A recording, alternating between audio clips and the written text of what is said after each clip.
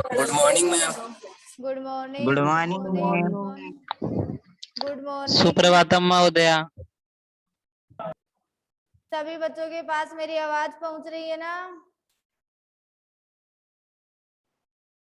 Yes ma'am. Clear आ रही है ना? Yes ma'am. Okay. Madam good morning. Good morning. Good morning.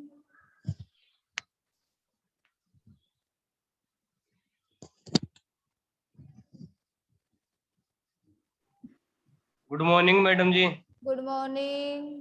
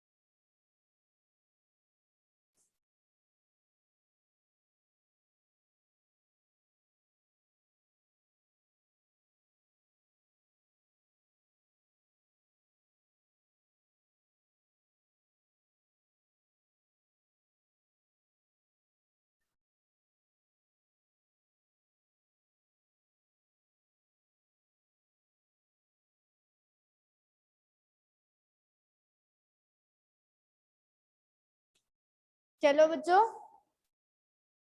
अब अपनी क्लास स्टार्ट करने चल रहे हैं। कल आपने लास्ट तक पढ़ लिया था शोषण, शोषण तक पढ़ लिया था, फिर अधिशोषण की। हाँ अशोक चौधरी गुड मॉर्निंग। चलो अब अपन आगे पढ़ने जा रहे हैं। ऊष्मागतिकी के आधार पर, ऊष्मागतिकी के आधार पर अधिशोषण की व्याख्या, अधिशोषण की व्याख्या, या तुम इस चीज को ऐसे भी बोल सकते हो, अधिशोषण की क्रियाविधि, अधिशोषण की क्रियाविधि। अब देखो बच्चों, अधिशोषण की क्रियाविधि या ऊष्मागतिकी के आधार पर आप क्या कर रहे हो, अधिशोषण की व्याख्या। इसमें देखो, अधिशोषण एक ऊष्माक्षेपी अभिक्रिया होता है, यानी इसमें ऊष्मा का क्या होता है, उत्सर्जन होता है। अधिशोषण एक ऊष्माक्षेपी अभिक्रिया होता है, अतः इसमें जो डेल्टा एच का मान होता है, डेल्टा एच का मतलब है एंथैल्पी परिवर्तन, जो मैंने आदर्श और अनादर्श विलयन में भी करवाया था। आदर्श में तो एंथैल्पी परिवर्तन शून्य हो रहा था और अनादर्श में एंथैल्पी परिवर्तन क्या नहीं था, शून्य। फिर अनादर्श के मैंने दो प्रकार बताए थे, धनात्मक और ऋणात्मक। धनात्मक में डेल्टा एच पॉजिटिव थी और ऋणात्मक में कैसी थी, नेगेटिव। तो देखो, अधिशोषण एक ऊष्माक्षेपी अभिक्रिया है, अतः इसमें जो डेल्टा एच का मान होता है वह ऋणात्मक होता है। कैसा होता है, नेगेटिव होता है। जब गैस से भरे हुए जार में, जो कल भी मैंने ये चीज बताई थी आपको, गैस से भरे हुए जार में ठोस को ढाला जाता है, या तुम ऐसे बोल दो, गैस से भरे हुए जार में जब अधिशोषक पदार्थों को ढाला जाता है। कल मैंने अधिशोषक की परिभाषा बताई थी कि अधिशोषण की क्रिया जिस ठोस पदार्थ की सतह पर होती है उसे क्या कहा गया था, अधिशोषक पदार्थ। तो तुम ठोस की जगह अधिशोषक यूज कर सकते हो और गैसों के अणुओं की जगह अधिशोषित पदार्थ यूज कर सकते हो, क्योंकि कल मैंने अधिशोषित पदार्थ बताया था। ठोस की सतह पर एकत्रित होने वाले गैस के अणुओं को ही क्या कहा गया था? अधिशोषित पदार्थ। तो बच्चों गैसों के अणुओं की जगह तुम अधिशोषित पदार्थ का नाम भी ले सकते हो, इसका यूज भी कर सकते हो, और ठोसों की जगह तुम अधिशोषक भी यूज कर सकते हो। तो गैस से भरे हुए जार में जब अधिशोषक पदार्थों को डाला जाता है तो गैस का दाब कम हो जाता है, जिसमें कल आपने अधिशोषण का दूसरा एग्जाम्पल किया था। सक्रिय चारकोल या चारकोल के चूर्ण को कई गैसें थी, जिसमें मैंने N2O2 SO2 CO2 NHSO2 आदि गैसें बताई थी। उनमें जब चारकोल डाला गया था तो गैस का दाब क्या हो गया था? कम हो गया था। गैस का दाब कम हो गया था, इसलिए गैस के अणु किस पे अधिशोषित हो गए थे? ठोस की सतह पर। वो की वही बात यहाँ पे चल रही है। तो देखो अपने अधिशोषण की क्रियाविधि में आ जाओ। अधिशोषण एक ऊष्माक्षेपी अभिक्रिया है जिसमें डेल्टा H का मान कैसा होता है? ऋणात्मक होता है। जब गैस से भरे हुए जार में ठोस अधिशोषक पदार्थों को डाला जाता है तो गैसों का दाब कम हो जाता है, अतः गैसों के अणु अधिशोषक की सतह पर ही क्या हो जाते हैं? अधिशोषित हो जाते हैं। इस कारण एंट्रोपी का मान घट जाता है। एंट्रोपी का मान क्या हो जाता है? घट जाता है, अर्थात डेल्टा एस का मान कैसा हो जाता है? नेगेटिव हो जाता है। ये तो एंथैल्पी परिवर्तन है और ये क्या है? एंट्रोपी परिवर्तन। आपने साम्य अवस्था वाले पाठ में 11वीं क्लास में पढ़ा था, 7वें पाठ में अणुओं की अव्यवस्था को ही क्या कहा जाता है? अरे छोरा करण किससे चेट कर रहा है तू? मैथ की क्लास कैंसिल हो गई, तेरी कैंसिल हो गई तो सबको पता है कि तेरी हुई है तो औरों की भी हुई है। तो देखो एंट्रोपी का मान घट जाता है, अर्थात डेल्टा एस का मान कैसे हो जाता है? नेगेटिव। मैंने आपको एंट्रोपी की परिभाषा बताई है। अणुओं की अव्यवस्था को ही क्या कहा जाता है? एंट्रोपी। अणुओं का कोई निश्चित क्रम नहीं होता, अव्यवस्था होती है, उनको ही क्या कहा जाता है? एंट्रोपी कहा जाता है। तो एंट्रोपी का मान घटने का है, डेल्टा एस कैसा हो जाता है? नेगेटिव। इस अधिशोषण की क्रियाविधि के लिए अपन एक समीकरण यूज कर रहे हैं, उस समीकरण का नाम है गिब्स हेल्महोल्ट्ज समीकरण। गिब्स हेल्महोल्ट्ज समीकरण। देखो बोला जा रहा है स और लिखा जा रहा है ज। जिस प्रकार ग्लूकोज बोला जाता है ज और लिखा जाता है स। तो देखो या इस समीकरण को तुम ऐसे भी लिख सकते हो, गिब्स हेल्महोल्ट्ज समीकरण। गिब्स हेल्महोल्ट्ज समीकरण।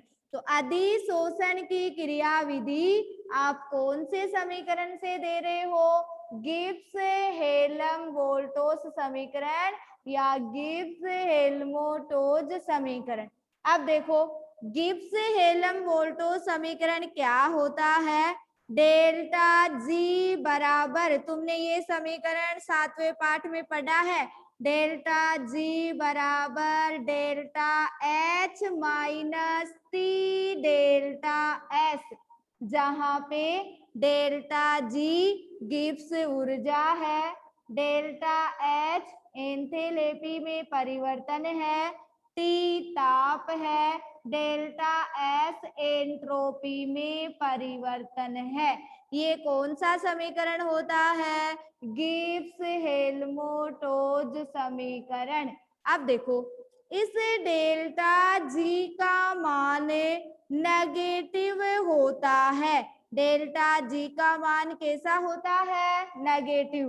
अतः प्रक्रम कौन सा होगा? स्वतः प्रक्रम। वह प्रक्रम जिसके लिए किसी बाह्य साधन की आवश्यकता नहीं होती है वही क्या कहलाता है? स्वतः प्रक्रम। आपने स्वतः और अस्वतः दोनों पढ़े हैं 11वीं क्लास में। तो देखो डेल्टा जी का मान कैसा होना चाहिए? नेगेटिव, क्योंकि प्रक्रम कौन सा होता है? स्वतः प्रक्रम होता है। अतः डेल्टा जी के नेगेटिव मान के लिए डेल्टा एच भी कैसा होता है? नेगेटिव। और डेल्टा एस भी कैसा होता है? नेगेटिव। तो डेल्टा जी के नेगेटिव मान के लिए आप समीकरण बनाओगे डेल्टा जी बराबर माइनस डेल्टा एच। आपका समीकरण है माइनस टी और माइनस डेल्टा एस। ये डेल्टा जी के नेगेटिव मान के लिए बन गया। डेल्टा जी का मान नेगेटिव होना चाहिए क्योंकि प्रक्रम कैसा होता है? स्वतः है। अतः डेल्टा जी के नेगेटिव मान के लिए डेल्टा एच भी नेगेटिव होता है और डेल्टा एस भी क्या होता है? नेगेटिव। तो इन नेगेटिव को किस में रखोगे? गिब्स हेल्महोल्ट्ज समीकरण में।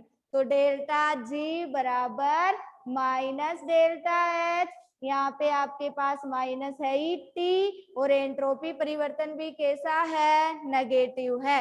तो देखो डेल्टा जी बराबर माइनस डेल्टा एच और ये क्या हो गया? Plus T delta S. Minus जो डेल्टा एच है वो किससे ज्यादा होता है? टी डेल्टा एस से। किससे ज्यादा होगा? टी डेल्टा एस से। अतः जब अधिशोषण अधिक होता है तो इस माइनस डेल्टा एच का मान घटता जाता है या डेल्टा एच का जो ऋणात्मक मान होता है वो क्या होता जाता है? घटता जाता है। तथा जो माइनस डेल्टा एस है या एंट्रोपी परिवर्तन है उसका ऋणात्मक मान क्या होता जाता है? घटता जाता है। अतः माइनस डेल्टा एच बराबर क्या हो जाएगा? टी डेल्टा एस, क्योंकि ये तो घटता जाता है और ये क्या होता जाता है? बढ़ता जाता है। इसलिए समीकरण में क्या आ जाती है? साम्य अवस्था। साम्य अवस्था आते ही डेल्टा जी बराबर क्या हो जाता है? जीरो। अतः डेल्टा जी बराबर जीरो या साम्य अवस्था पर अधिशोषण व विशोषण की जो दर होती है वो क्या होती है? समान होती है। ये उष्मागतिकी के आधार पर किसकी व्याख्या है? अधिशोषण की या अधिशोषण की क्रिया विधि। ठीक है, सिंपल सी बात है। अधिशोषण एक उष्माक्षेपी अभिक्रिया है। अतः एंथैल्पी परिवर्तन का मान ऋणात्मक होता है। गैसों से भरे हुए जार में जब ठोस अधिशोषक पदार्थों को ढाला जाता है तो गैसों का दाब कम हो जाता है। अतः एंट्रोपी का मान घट जाता है अर्थात डेल्टा एस कैसा हो जाता है? नेगेटिव हो जाता है। अधिशोषण की व्याख्या के लिए एक समीकरण दिया जाता है जिसको गिब्स हेल्महोल्ट्ज समीकरण या गिब्स हेल्महोल्ट्ज समीकरण कहा जाता है। समीकरण है डेल्टा जी बराबर delta H minus T delta S. जब डेल्टा जी का मान कैसा होना चाहिए? नेगेटिव, क्योंकि प्रक्रम कैसा होता है? स्वतः होता है। अतः डेल्टा जी के नेगेटिव मान के लिए देखो मैं माउस का तीर घुमा घुमा के बता रही हूँ हर पॉइंट पे। नेगेटिव मान के लिए एंथैल्पी परिवर्तन भी नेगेटिव और एंट्रोपी परिवर्तन भी कैसा होता है, नेगेटिव। अतः इन नेगेटिव को गिब्स एल्मोर समीकरण में रखोगे तो डेल्टा जी बराबर minus delta H minus T minus delta S, delta G बराबर minus delta H plus T delta S. Delta H का जो ऋणात्मक मान है किससे ज्यादा होता है, टी डेल्टा एस से। जब अधिशोषण अधिक होता है तो डेल्टा एच का ऋणात्मक मान घटता जाता है और एंट्रोपी का ऋणात्मक मान क्या होता जाता है, बढ़ता जाता है। अतः माइनस डेल्टा एच बराबर क्या हो जाता है, टी डेल्टा एस। अर्थात क्या स्थापित हो जाती है, साम्य अवस्था। साम्य अवस्था में डेल्टा जी बराबर क्या होता है, 0। अतः साम्य अवस्था पर अधिशोषण व विशोषण की दर क्या होती है, समान होती है। ये उष्मागतिकी के आधार पर किसकी व्याख्या है, अधिशोषण की व्याख्या। सभी बच्चों को अधिशोषण की क्रियाविधि समझ में आ गई क्या?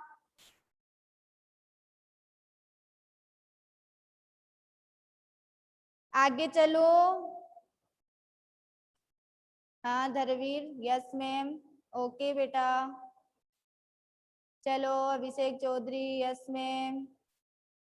Kshitiz Chopra, yes ma'am. चलो आगे चल रही हूं मैं। अब अपन आगे पढ़ने जा रहे हैं अधिशोषण के प्रकार। अधिशोषण का कल भी मैंने आपको 2 प्रकार बताए थे, वो तो गैसों की सांद्रता के आधार पर थे। अब देखो अपन अधिशोषण के प्रकार पढ़ने जा रहे हैं। अधिशोषण के प्रकार, अधिशोषण के प्रकार देखो, कल तो आपने गैसों की सांद्रता के आधार पर पढ़ा था कि यदि ठोस की सतह पर गैसों की सांद्रता उनके स्थूल भाग से अधिक होती है तो वो तो कौन सा अधिशोषण था, धनात्मक। अगर सांद्रता स्थूल भाग से कम होती है तो वो कौन सा था, ऋणात्मक था। ठीक है, आज देखो अपन किसके आधार पर पढ़ने जा रहे हैं, अधिशोषित गैस के अणु, या तुम सीधे अधिशोषित अणु भी बोल सकते हो या गैस के अणु भी बोल सकते हो।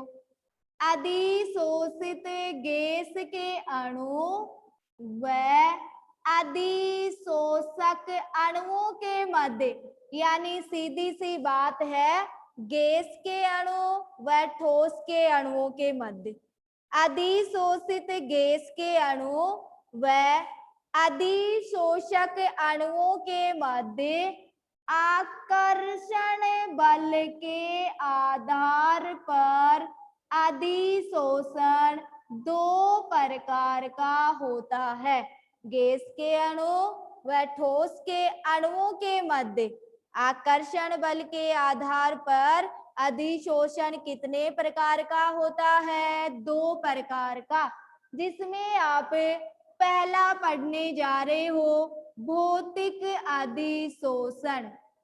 भौतिक अधिशोषण, भौतिक अधिशोषण की जो मैं थ्योरी बता रही हूँ उसी में सुन लेना, फिर तुम दोनों में अंतर अपने आप कर दोगे। 2 प्रकार बताए, एक भौतिक अधिशोषण होता है और एक रासायनिक अधिशोषण होता है, जिसमें आप सबसे पहले पढ़ने जा रहे हो भौतिक अधिशोषण। देखो भौतिक अधिशोषण क्या होता है, अधिशोषक अणुओं व अधिशोषित गैस के अणुओं के मध्य दुर्बल वांडर वाल बल पाया जाता है। कौन सा बल पाया जाता है, दुर्बल वांडर वाल बल। इसे ही क्या कहा जाता है, भौतिक अधिशोषण। गैस के अणु वह ठोस के अणुओं के मध्य, या ऐसे बोल दो, गैस के अणु व ठोस के अणु आपस में दुर्बल वांडरवाल बल द्वारा बंधे होते हैं, जिनको क्या कहा जाता है? भौतिक अधिशोषण। अब देखो, भौतिक अधिशोषण के आप क्या पढ़ने जा रहे हो? लक्षण, या भौतिक अधिशोषण की विशेषता भी बोल सकते हो। पहला लक्षण है भौतिक अधिशोषण विशिष्ट नहीं होता है। भौतिक अधिशोषण क्या नहीं होता है? विशिष्ट। विशिष्ट नहीं होने का मतलब है कि इसमें अधिकतर जो गैसों के अणु होते हैं वो किस पे अधिशोषित होते हैं? ठोसों की सतह पर। अतः भौतिक अधिशोषण क्या नहीं होता है? विशिष्ट नहीं होता है। तो पहला लक्षण है भौतिक अधिशोषण विशिष्ट नहीं होता है, अर्थात अधिकतर अधिशोषित गैसों के जो अणु है वो अधिशोषक की सतह पर ही क्या हो जाते हैं? अधिशोषित हो जाते हैं। दूसरा लक्षण है भौतिक अधिशोषण में जो एंथैल्पी परिवर्तन का मान होता है वह बहुत कम होता है, और बहुत कम भी कितना? 20 से 40 किलो जूल प्रति मोल। तो भौतिक अधिशोषण में जो एंथैल्पी परिवर्तन यानी डेल्टा एच का मान होता है वह बहुत कम कितना होता है? 20 से 40 किलो जूल प्रति मोल। तीसरा है, एक आपने पढ़ा होगा क्रांतिक ताप। क्रांतिक ताप सब पढ़े हुए हो तुम, लेकिन तुम्हारे याद नहीं है। साम्य अवस्था वाला पाठ हिमांशु जी सर पढ़ाए थे, वो सब पढ़ाए होंगे तुम्हें क्रांतिक ताप क्या होता है। 5वें पाठ में आपने वांडरवाल बल भी पढ़ा है, द्विध्रुव आकर्षण बल भी पढ़ा है, और द्विध्रुव प्रेरित द्विध्रुव आकर्षण बल भी पढ़ा है। 3 प्रकार के आकर्षण बल थे जो लेसन को चालू करते ही वो आए थे द्रव अवस्था वाले लेसन में। चलो, क्रांतिक ताप ये कौन है? एक लड़का इससे पहले चैट किया था, वो बोल रहा था ना मैम, कोई बात नहीं, ना नहीं पढ़ा तो मैं बता देती हूँ क्रांतिक ताप। इसी में अभी तीसरे पॉइंट में क्रांतिक ताप का नाम आएगा, इसलिए मैं पहले क्रांतिक ताप की परिभाषा बता रही हूँ। वह न्यूनतम ताप जिसके ऊपर किसी भी गैस को द्रवित नहीं किया जाता है, चाहे दाब कितना ही क्यों न हो, वो क्या कहलाता है? क्रांतिक ताप। वह न्यूनतम ताप जिसके ऊपर किसी भी गैस को द्रवित नहीं किया जाता है, चाहे दाब कितना ही अधिक क्यों न हो, उसे क्या कहा जाता है? क्रांतिक ताप। तो क्रांतिक ताप मैंने इसलिए बताया है क्योंकि इसी तीसरे पॉइंट में आपका क्रांतिक ताप आने वाला है।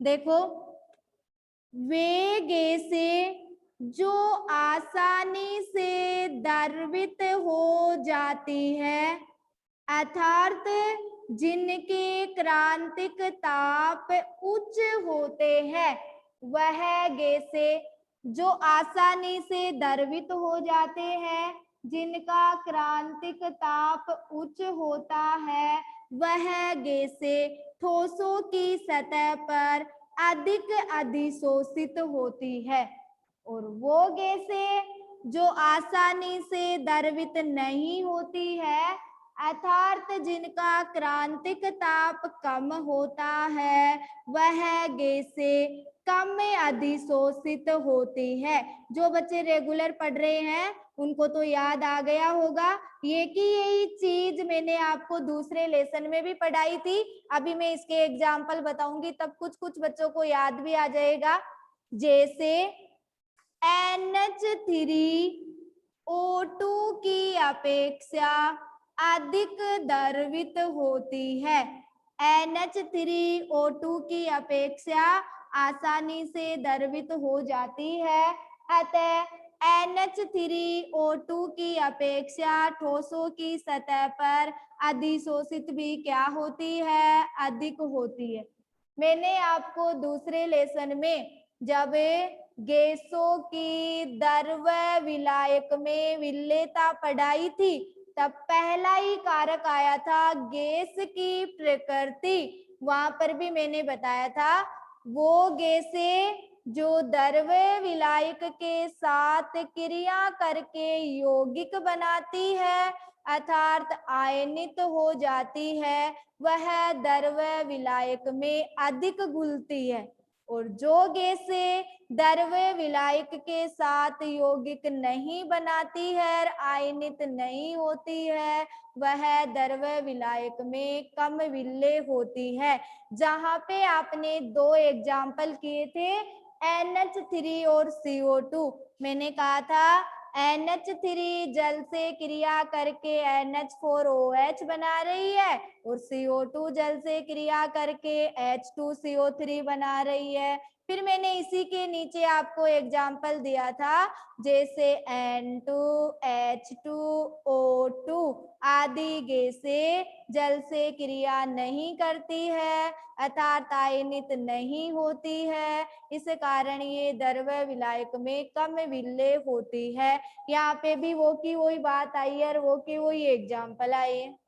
द्रवित होने का मतलब है यौगिक बनाना विलायक के साथ क्रिया करके। तो यही बात मैंने यहाँ पे बताई है कि जो गैसें आसानी से द्रवित हो जाती है अर्थात जिनके क्रांतिक ताप उच्च होते हैं वह अधिक अधिशोषित होती है और जो द्रवित नहीं होती है, क्रांतिक ताप कम होते हैं, वह कम अधिशोषित होती है।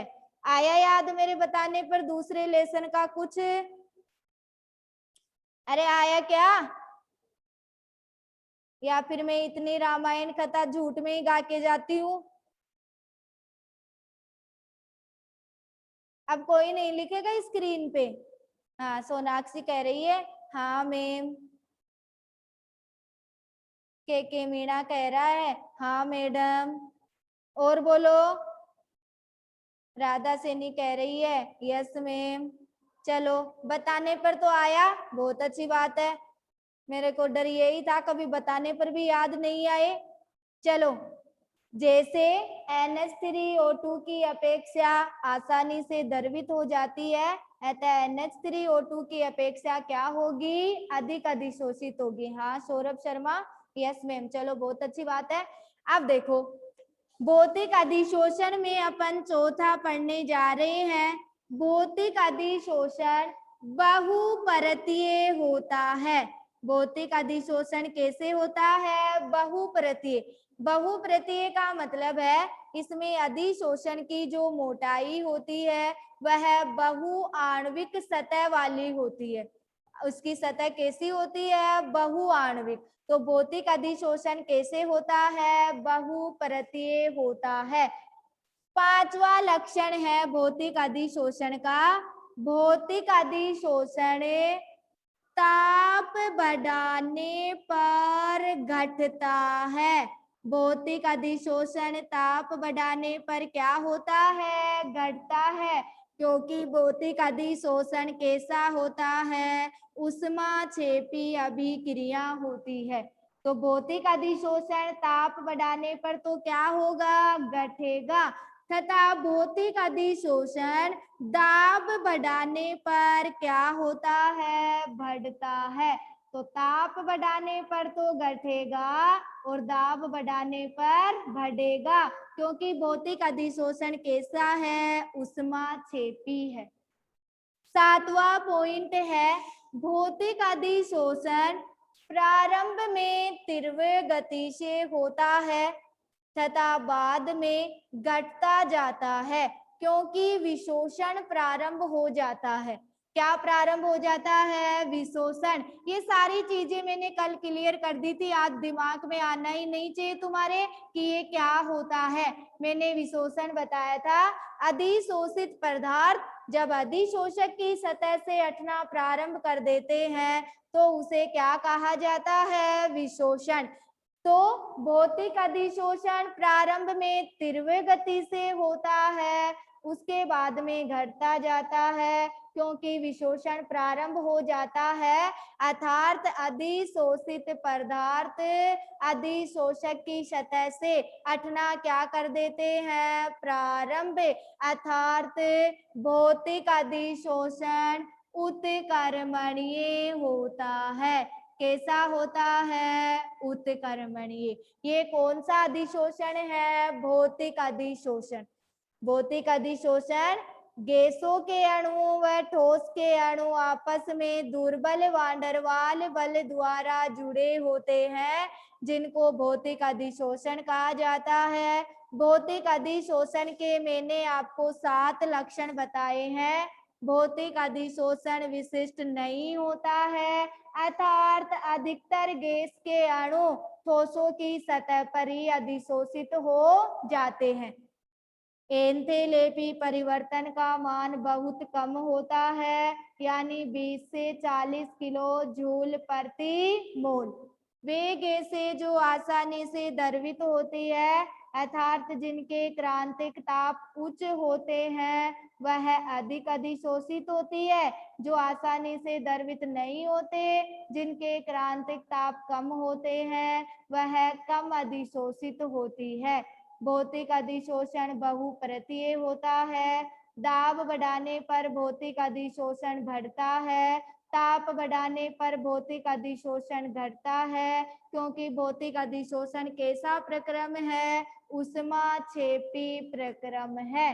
भौतिक अधिशोषण प्रारंभ में तेजी से होता है, बाद में घटता जाता है, क्योंकि विशोषण घटना प्रारंभ हो जाती है, अर्थात अधिशोषित पदार्थ अधिशोषक की सतह से हटना प्रारंभ हो जाते हैं। अतः भौतिक अधिशोषण कैसा होता है, उत्कर्मणीय होता है। ये क्या कंप्लीट हो गया, भौतिक अधिशोषण। रासायनिक अधिशोषण बिल्कुल इसका विपरीत कर दो। तो देखो अब अपन पढ़ने जा रहे हैं रासायनिक अधिशोषण। रासायनिक अधिशोषण या रासायनिक अधिशोषण का दूसरा नाम है रसोवशोषण। रसोवशोषण, रासायनिक अधिशोषण या रसोवशोषण। देखो गैसों के अणु व ठोस के अणु आपस में रासायनिक बंध द्वारा जुड़े होते हैं। कौन से बंध द्वारा, रासायनिक बंध द्वारा। उसे क्या कहा जाता है, रासायनिक अधिशोषण। रासायनिक अधिशोषण। सौरभ शर्मा मैम कल वाले नोट्स दोबारा भेजिए, क्योंकि मैम कल वाले नोट्स साफ नहीं आ रहे थे। सौरभ साफ नहीं आ रहे थे क्या कल वाले नोट्स? और किसी बच्चों को प्रॉब्लम आई क्या, तब तो भेजू दोबारा। अच्छा चलो ठीक है, आज के और कल के साथ आ जाएंगे। किसी ने नोटबुक में नहीं किया क्या अभी कल वाले नोट्स? साफ ही तो आ रही थी बेटा, थोड़ा जूम करके देख लेते। चलो कोई बात नहीं, आज सभी पेजों की मैं दोबारा भेज दूंगी, ठीक है ना। कल का संडे भी है, कर लेना, ठीक है, कोई बात नहीं। मोनिका प्रजापत भेज दूंगी दोबारा। आज के और कल के नोट्स आज आपके पास पहुंच जाएंगे, शाम को कर लेना, कल का संडे भी आराम से। तो देखो रासायनिक बंध द्वारा जुड़े होते हैं, उनको क्या कहा जाता है, रासायनिक अधिशोषण। रासायनिक बंध आयनिक भी हो सकता है और सह संयोजक भी हो सकता है। रासायनिक बंध कैसा हो सकता है, आयनिक और सह संयोजक। अब देखो अपन रासायनिक बंध के लक्षण करने जा रहे हैं। एक मिनट में थोड़ी सी मार्कर में स्याही भर लूं ताकि तुम्हें क्लियर दिखाई दे। चलो रासायनिक अधिशोषण के लक्षण में अपन पहला लक्षण पढ़ने जा रहे हैं, बिल्कुल विपरीत कर दो। रासायनिक अधिशोषण विशिष्ट होता है, क्योंकि रासायनिक अधिशोषण में गैसों के अणु व ठोस के अणुओं में रासायनिक क्रिया द्वारा यौगिकों का निर्माण होता है। रासायनिक अधिशोषण में रासायनिक क्रिया द्वारा किसका निर्माण होता है? यौगिकों का। इस कारण रासायनिक अधिशोषण कैसा होता है? विशिष्ट होता है। एंथैल्पी परिवर्तन का मान बहुत उच्च होता है, यानी 80 से 240 किलो जूल प्रति मोल। इसका तो 20 से 40 था और इसका कितना है? 80 से 240 किलो जूल प्रति मोल। तो रासायनिक अधिशोषण में एंथैल्पी परिवर्तन का मान बहुत उच्च होता है, यानी 80 से 240 किलो जूल प्रति मोल। अतः इसे सक्रियण अधिशोषण या लैंगम्यूर अधिशोषण भी कहते हैं। तो रासायनिक अधिशोषण के 3 अदर नाम हो गए, रसोवशोषण, सक्रियण अधिशोषण और लैंगम्यूर अधिशोषण। एंथैल्पी परिवर्तन का मान बहुत उच्च होता है, 80 से 240 किलो जूल प्रति मोल। इस कारण इसको सक्रियण अधिशोषण या लैंगम्यूर अधिशोषण भी कहा जाता है। ठीक है बच्चों। तीसरा पॉइंट है, यह एक परतीय होता है। रासायनिक अधिशोषण कैसा होता है? एक परतीय, अर्थात अधिशोषण की मोटाई एक आणविक सतह होती है, एक आणविक सतह ही बनाती है। अगला पॉइंट है, रासायनिक अधिशोषण अनुत्क्रमणीय होता है। रासायनिक अधिशोषण कैसा होता है? अनुत्क्रमणीय। अगला पॉइंट है, ताप बढ़ाने पर रासायनिक अधिशोषण बढ़ता है। अगला है, रासायनिक अधिशोषण पर दाब का कोई प्रभाव नहीं पड़ता है। ये क्या होते हैं? रासायनिक अधिशोषण। बिल्कुल भौतिक अधिशोषण का ही क्या है? विपरीत। तो वांडरवाल बलों वाला तो भौतिक अधिशोषण और रासायनिक बंध वाला कौन सा होता है? रासायनिक अधिशोषण। सभी बच्चों को भौतिक अधिशोषण और रासायनिक अधिशोषण क्लियर हो गया? अभी अपन अंतर पढ़ने जाएंगे, तुम खुद ही अंतर बताते चलना। 6 अंतर तो तुम्हें पता चल गया, 1-2 एक्स्ट्रा अंतर और बताऊंगी। चलो फिर अंतर में चलूं? Yes ma'am, yes ma'am, okay ma'am, चलो बहुत अच्छी बात है। अंतर चलूं अबे? हाँ विजय कुमावत, यस चलो। अब देखो मैं इनको मिटाऊंगी नहीं, अंतर बता रही हूँ, सभी बच्चे ध्यान से सुनेंगे। अंकित शर्मा यस, अच्छी बात है। अभिषेक चौधरी यस।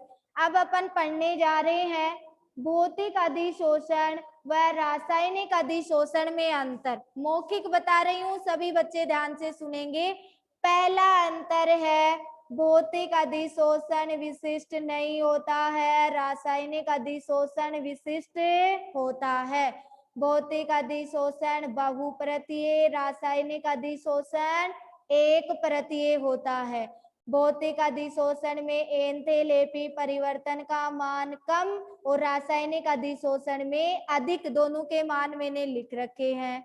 चौथा अंतर है, ताप बढ़ाने पर भौतिक अधिशोषण तो घटता है, रासायनिक अधिशोषण बढ़ता है। पांचवा अंतर है, दाब बढ़ाने पर भौतिक अधिशोषण बढ़ता है और रासायनिक अधिशोषण पर दाब का कोई प्रभाव नहीं पड़ता है। अगला अंतर है, जो भौतिक अधिशोषण होता है वो है उसमें जो अधिशोषे पदार्थ की सांद्रता है या अधिशोषे की जो प्रकृति है, अधिशोषित का मतलब आप समझ गए होंगे, गैस के अणु, वो गैसों के द्रवीकरण पर निर्भर करती है। 6 अंतर तो ऐसे कैसे हो गए?